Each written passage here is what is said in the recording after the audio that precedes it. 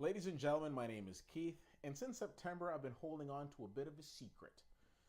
It's a secret that I wanted to tell you, but it just wasn't the time. Well, now is the time. Moonlight, in my opinion, is the best movie of 2016. See, I didn't tell you that back in September because I saw this movie at the Toronto International Film Festival, knowing that it wasn't going to be released until much later in the fall. And now it's being released.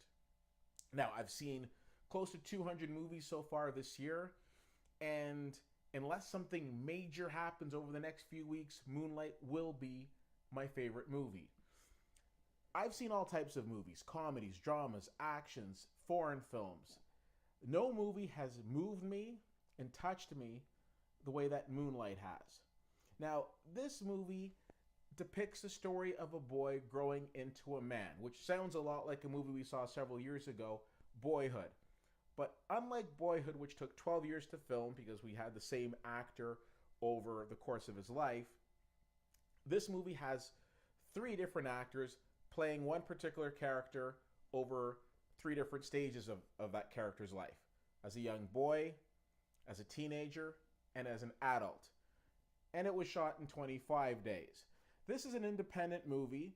It's getting a limited release, but I suspect after Oscar nominations come out, the release will be much wider.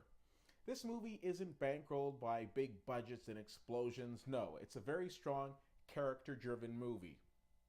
Now, what makes this movie different than others is we're not just dealing with the usual coming-of-age stuff. It isn't that type of after-school special type of movie that we've gotten used to.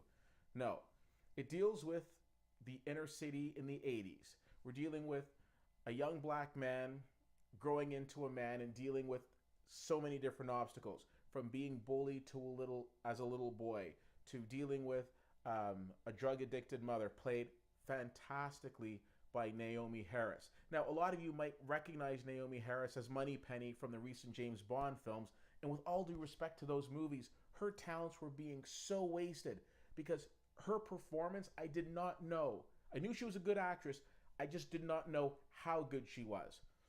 And the same could be said for Mahershala Ali, who plays the drug-dealing man who befriends our main character. And it's one of those interesting situations where he sees something in this boy that he wants to look after, that he wants to nurture. We've also got strong performances from Janelle Monáe as well. And I want to take a moment to recognize the three actors that played our main character. Trevante Rhodes, Alex Hibbert, and Ashton Sanders. Great performances by all of them. All under the direction of Barry Jenkins, a man whose work I was not familiar with, but now anytime I know his name's attached to something, I want to run out and see it. This movie I found really touched on the emotional strings, but on top of that, everybody in the ensemble delivered fantastic performances.